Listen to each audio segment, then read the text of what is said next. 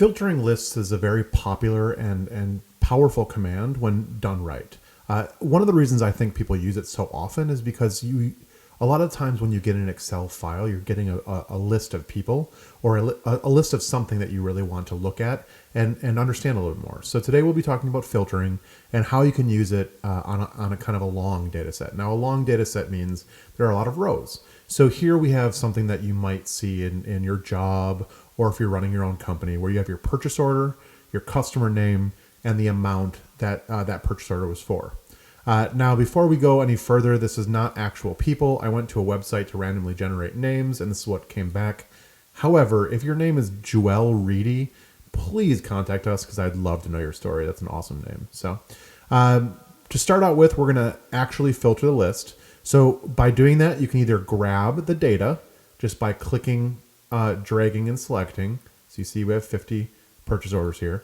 Or you can grab the entire sheet by clicking this little box right up top. I'm going to do that. Go to data. You click on this this funnel or underneath it says filter. So again, it's on the data tab because this has something to do with the data. We're going to filter it. You click right here on filter. Now, one thing is if you just simply want to sort it, right now it's sorted on purchase order, 1, 2, 3, 4. You see that increments up. If you want to sort it on, let's say, customer name by alphabet, you can either click this sort, and what it'll do is it'll ask you if you want to expand your selection. What that means is, do you want to filter the entire table? Usually you're always going to say yes.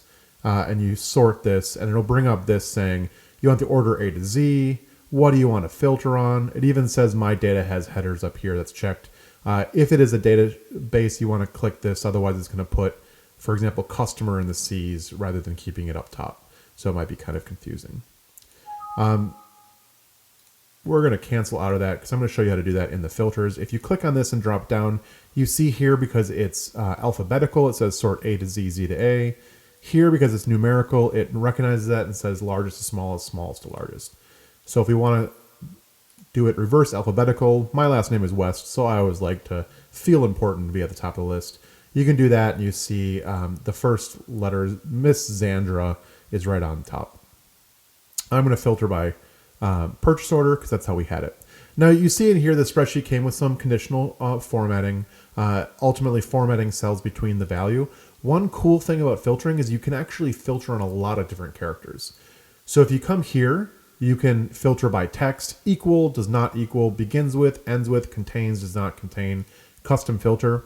So you see here, custom filter, what it does is it allows you to add multiple criteria. So this and this, or this or this. So in this case, it allows you to do two. Again, if you click in here, the drop-down has the same things that exist in the main filter. The other cool thing is use question marks to represent any single character. So for example, equals to, I don't know how to spell this woman's name, but I know that it's S question mark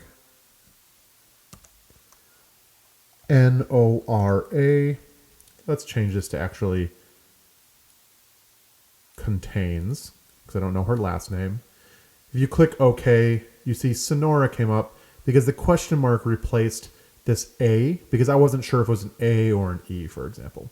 If you click here, you see I can either the text filters is checked. If I click this, it'll clear. I can also clear filter from customers. I can also clear right up here. So there's a lot of different areas to do this. Let's clear right here. So you see if I click the contains, oops, let's just click clear. It'll bring back the list. Now, one of the cool things so we talked about alphabetical filtering. You can also do numeric, so smallest to largest. Number filters, greater than, equal to, less than equal to, between. You can look at your top 10 purchases, the purchases that are above average, below average, a lot of very powerful things, specifically in the numbers filter. But the other cool thing is you can also filter by color. So color of the cell or font color. If you've either done custom formatting or you've physically gone through and highlighted certain areas, you can say, okay, I want to see all of the cells that are just filtered in red. If I want to clear that,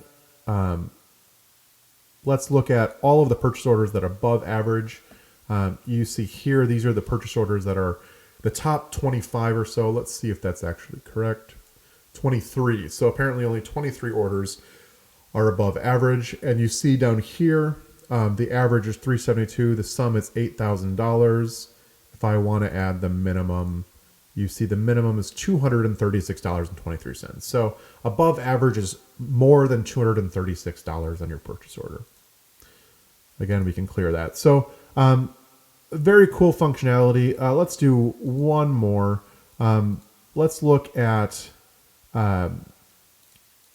people with K's in their names. So you see here when I type K, it filters only the people with K's in their name. If I want someone specifically, I can keep typing. So you see Kiara has a KI, Firkins has a KI in it, Laskowski has a KI in it. So it'll start filtering down the list. It tries to predict what you think.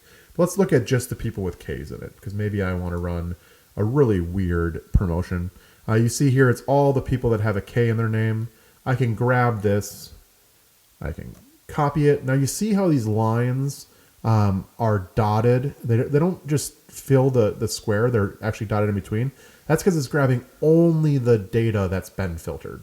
So if I want to paste that somewhere else, I can come over here and paste it. I'll expand my column so you can see it. And it just has the people in the filtered list. This list you can filter further, but when you remove the filter, you don't lose what's in there. So specifically, if you're asking a couple questions of a data set, I like to paste out the answers. And you can even write up here what your filtering criteria was to remember, so that you have them saved so you don't lose it when you refilter. Because once I come over here and I clear filters, I don't remember what it was. Now, there is this reapply, but you see it's grayed out now, and that's because I cleared the filter.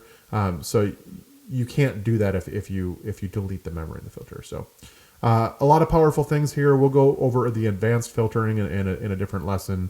But this box right here, play around with it, see what you think. Try out some of these unique number filters and see if they fit what you're looking to do. Because again, it's a very quick way to analyze a full set of data.